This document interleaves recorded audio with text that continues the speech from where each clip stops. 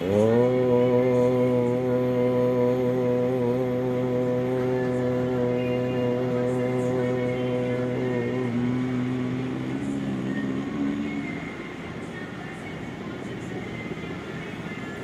सर्वांना सादर नमस्ते जी.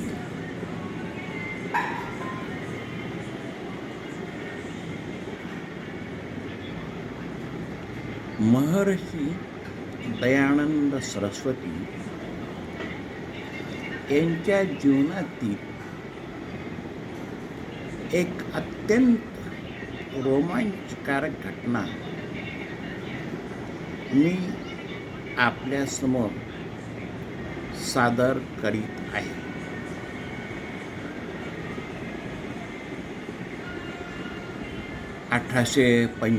ला मुंबई येथे त्यांनी आर्य समाजाची स्थापना केली. त्या पुढे आणखी अनेक महत्त्वाच्या घटना आहेत आणि मी आज जी घटना आपल्याला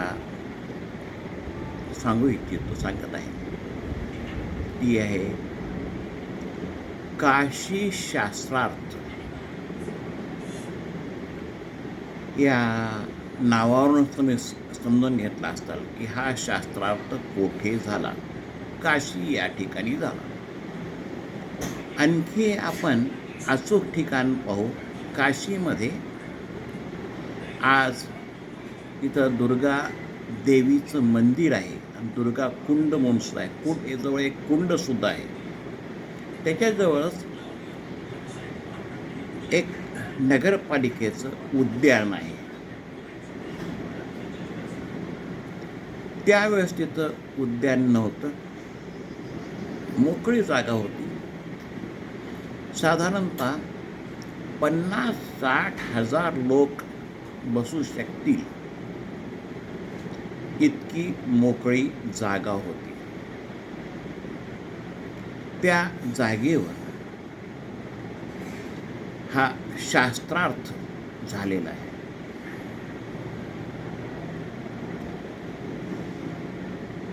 तारीख 16 नोव्हेंबर 1869.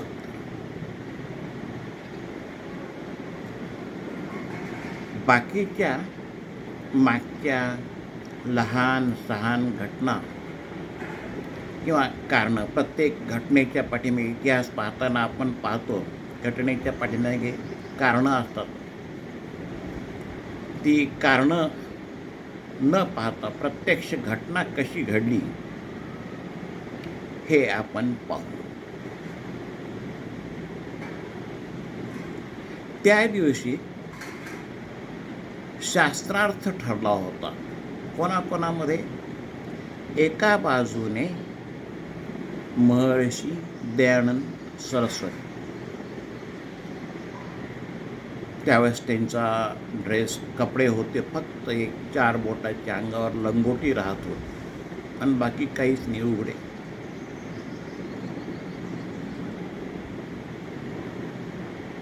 आणि त्यांच्या विरुद्ध कोण लोक होते त्यांच्यामध्ये हा शास्त्रार्थ झाला.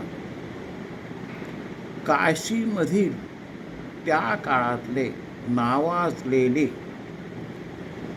विद्वान म्हणा किंवा पंडित म्हणा, नावाजलेले स्वतः त्यावेळेस तथाकथित म्हणून आपण वाटले असतं, काही म्हणून लोक समजत होते त्यांना. त्यांच्यामध्ये ते एका बाजूने होते.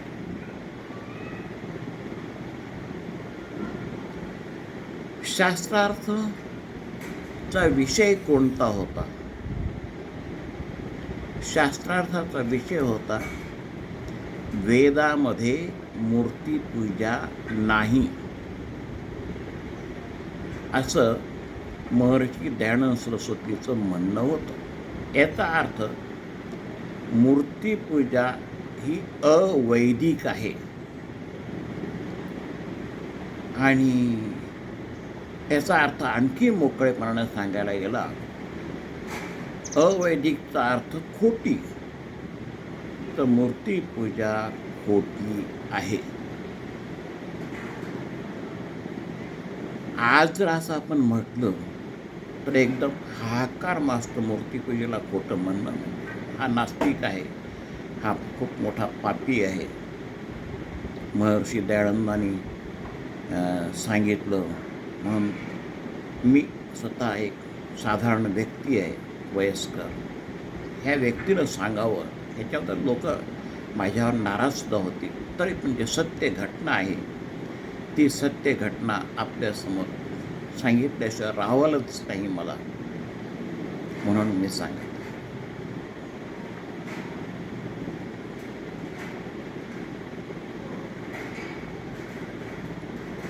त्या विरोधी पक्षामध्ये कोण कोण होते? बाळशास्त्री होते, प्रमुख त्यांच्यामध्ये स्वामी विशुद्धानंदजी सरस्वती.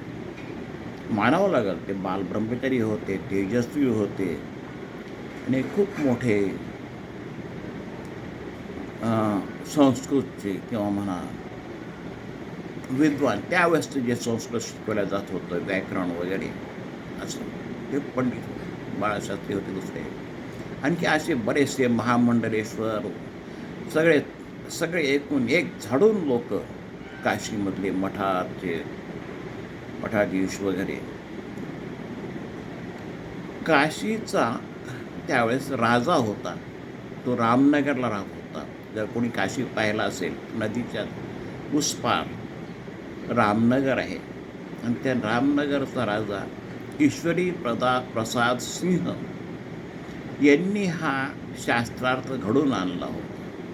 त्यांनी सांगितलं होतं काशीच्या विद्वान पंडितांना की हे एक संन्यासी आले तर हे मूर्तिपूजा खोटी आहे म्हणतात, तुम्ही ह्यांचा शास्त्राच्या आधारे पराभव करा, म्हणजे आपल्याला सांगता येईल की मूर्तिपूजा हे योग्य आहे.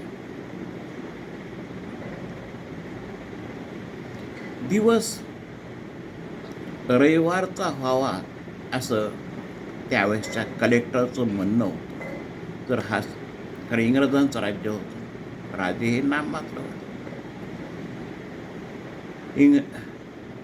सगळे इंग्रज लोक येऊन पाहतील, पण या पौराणिक लोकांना हे पटलं नाही आणि ते म्हणाले की हे जर आले तर अजून आपल्यामध्ये कशाला हे येऊ द्यावं, इंग्रजांना कशाला घ्यावं, आपल्यातच आपण बोलून घ्यावं.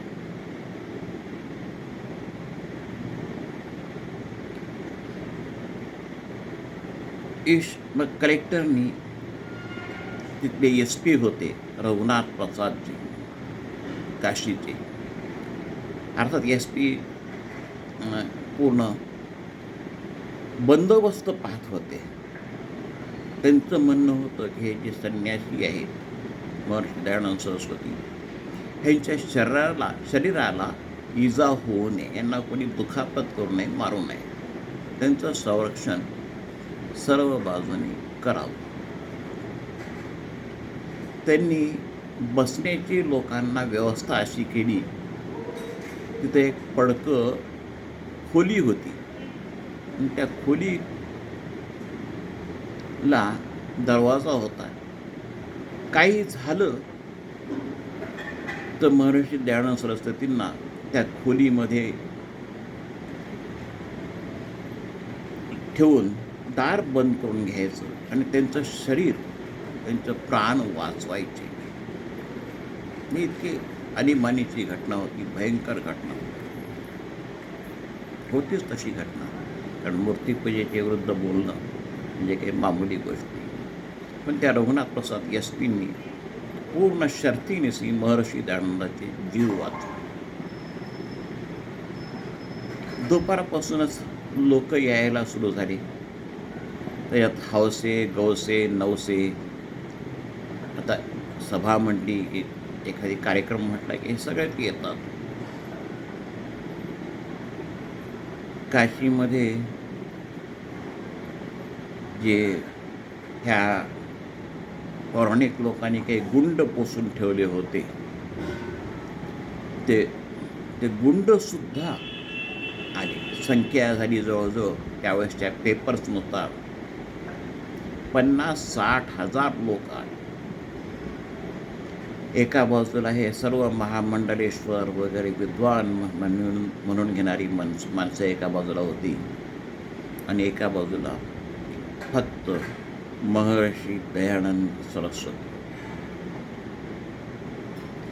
आता राजा ईश्वरी प्रसाद हे न्यायाधीश नेमले होते, आपण थोडक्यात समजू पंच नेमले होते. त्यांचा निर्णय अंतिम समजावा.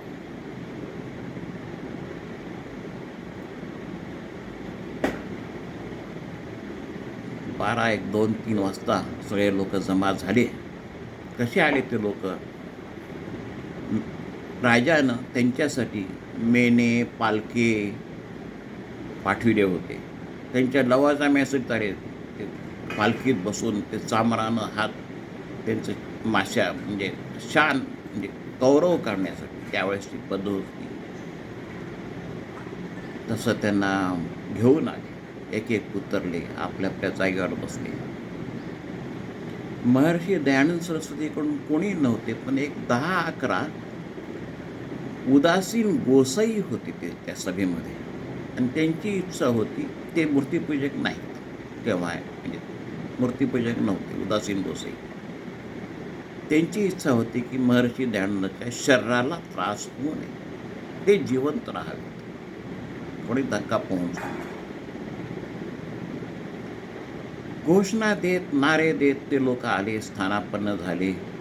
ठरल्याप्रमाणे सभेला सुरुवात झाली. सभेला सुरुवात झाल्यानंतर चर्चेला विषय आले. ते विषय येत असताना पौराणिक लोकांचं सुरुवातीपासूनच एक लक्ष ठरलेलं होतं की मुख्य विषयापासून विषयांतर करायचं, इतर काही विषयावर चर्चा करायची. अनेक त्यांनी प्रयत्न केले, पण महर्षी दयानंद सरस्वती वाक्पटू होते, बोलण्यात अतिशय तरबेज होते. त्यांनी आपल्या विरोधी पक्षाचा डाव काय आहे, हेतू काय आहे, हा ओळखून घेतला. त्यांनी त्या जे कोणते त्यांनी विषयांतर करत असतील आणि ते विषयांतर करण्यापासून रोखणं त्यांना, विरोधी पक्षाला, आणि मूळ मुद्द्याकडे येणं, गाभ्याकडे येणं, याकडे ते बारकाईनं पाहत. म्हणजे त्यांचं वाक्चातुर्याने आपलं म्हणणं पटवून देऊन ते मुख्य विषयाकडे येत होतं. असं होत होत टाईमपास होत राहिला बराच वेळ, इतका की नोव्हेंबर महिना, दिवस लहान रात्र मोठी, आणि संध्याकाळची वेळ होत आली. आणि त्यावेळेस की आधी म्हणजे अंधार पडत चाललेला, अंधार होणारच थोड्याच वेळामध्ये. इतक्यामध्ये एका पंडितानं, पौराणिक पंडितानं एक कागद महर्षी दयानंद यांच्यासमोर ठेवला आणि म्हणाले की हा वेदाचा कागद आहे आणि याच्यामध्ये मूर्तीपूजा करावी असं लिहिलेलं आहे. महर्षी दयानंद सरस्वती तो कागद हातात घेऊन पाहत होते.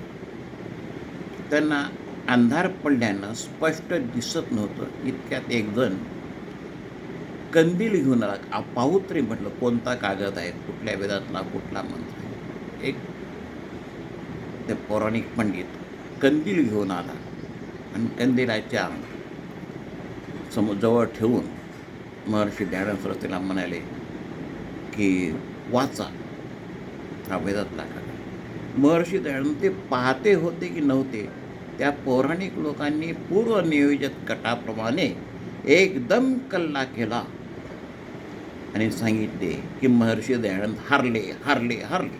आणि इतक्या लोकांच्या समोर एकटा मनुष्य वैद्वतापूर्ण बोलू शकतील, पण गोंधळमध्ये काहीही करता येईल. रघुनाथ प्रसादजी यांनी, जे SP म्हणून होते, पोलीसचे प्रमुख होते तिथले, त्यांनी परिस्थितीची जाणीव समजून घेतली. त्यांनी लोकांकडून विटाचा मारा वगैरे होतच होता. आणि थोडंसं एक वीट येऊन लागलीच त्यांच्या कपाळाला, रक्त निघत होतं. त्यांना आदराने त्या खोलीत नेलं, बंद केलं आणि इकडे लोकांना, पोलिसांना आदेश दिले की कोणत्याही परिस्थितीत शांतता निर्माण करा आणि दंगे जर करायचे झाले तर मग पोलिसांना अधिकार दिला जाईल की इथं शांतता ठेवून द्या. लोक आले तसे गेले. महर्षी दयानंद सरस्वतीसुद्धा बाहेर थोड्या वेळानंतर, सगळं सामसूम झाल्यानंतर त्यांनी बाहेर आले.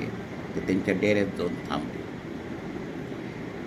त्याच्या पहिले ते 1.25 महिन्यापासून काशीमध्ये बसून होते आणि हाच विषय कोणी आलेले भक्त वगैरे संन्यासी म्हणून पाया पडले यायचे आणि चर्चा व्हायची. त्यांच्यापुढे सांगायचे की मूर्तीपूजा ही बरोबर नाही. त्यांचे विचार वेदातले श्राद्ध पक्ष हे करणं बरोबर नाही, किंवा एक आधुनिक विचार जे वेदात आहेत ते सांगत होते, वेदाचा प्रचार करत. त्यावेळेस वर्तमानपत्राचे पत्रकारसुद्धा होते हा कार्यक्रम पाहायला. आणि त्या पत्रकारांनी पाहिलं की महर्षी दयानंद सरस्वती हे कुठेही चुकलेले नाही. त्यांचं बरोबर ते आपल्या मुद्द्याला धरून आहेत आणि सिद्ध करून दाखवा म्हणत आहेत. ते असं न करता, म्हणजे त्यामध्ये जे इंग्रजी वृत्तपत्रकार होते, आणि इंग्रजी म्हणजे त्यावेळेसचे जे वर्तमानपत्र होते ते इंग्रजांच्या मालकीचे होते, त्या लोकांनी स्पष्ट लिहिलं की गोंधळ झाला आणि सभा संपली. काही देशी वर्तमानपत्रकारांनी मात्र सांगितलं की दयानंद हारले, की वेदामध्ये मूर्तीपूजा नाही हे म्हणत होते, ते हारले. अशा रीतीने हे सभा संपली. त्याच्यानंतर सुद्धा 1.25 महिना महर्षी दयानंद सरस्वती त्याच ठिकाणी राहिले. लोक त्यांच्याकडे येत होते आणि आपलं जे म्हणणं आहे ते महर्षी दयानंद सरस्वती ठामपणे सांगत होते.